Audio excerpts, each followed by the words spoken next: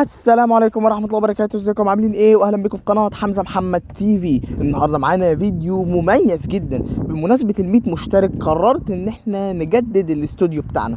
طول عمري كنت بصور على حيطة زرقاء موجودة عندي في البيت، فقررت ان احنا نطور من شكل الحيطة ديت ونعمل استوديو جديد. فما اطولش عليكم اكتر من كده، يلا نقول الخطوات اللي خدناها عشان نبني الاستوديو بتاعنا.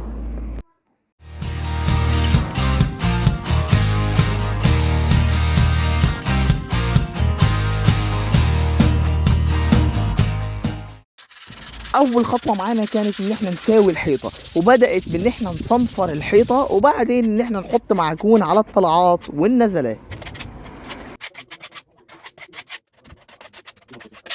والخطوه اللي بعد كده معانا كانت دهان البيز، وهو لون مخفف من اللون الاصلي اللي انت عاوز تدهنه كطبقه قبل الطبقه الاصليه.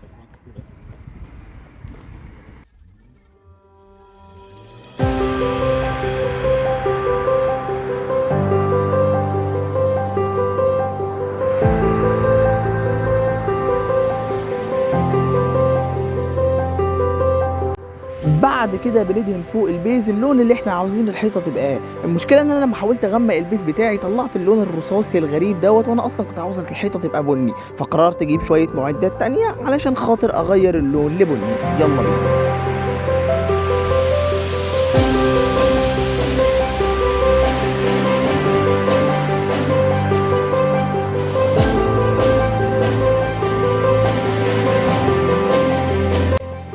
وبكده ابقى دهنت الحيطه بتاعتي اللون اللي انا كنت عاوزه.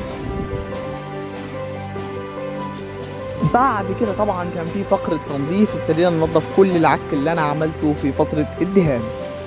بعد كده ابتديت احدد الاماكن اللي انا هعلق فيها الحاجات عندي في الاستوديو.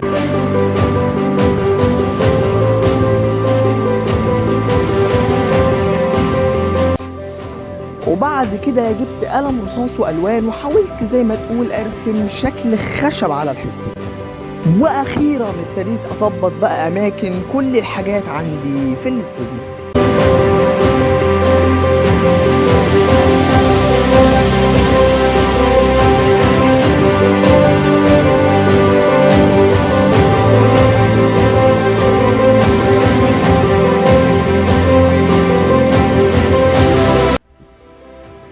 وبكده نبقى خلصنا الاستوديو بتاعنا. حابب اعرف ايه رايكم في الاستوديو اللي احنا عملناه دوت، ايه نظام كل البوسترز اللي احنا حطيناها ديت، مديه الاستوديو شكل حلو ولا لا؟ طبعا عايز اعرف رايك في الكومنتس، وعايز اعرف ايه رايكم في نوع الحلقات دوت، الميكنج اوف الاستوديو والانواع الفيديوهات ديت، حابين تشوفوا زيها في المستقبل ولا لا؟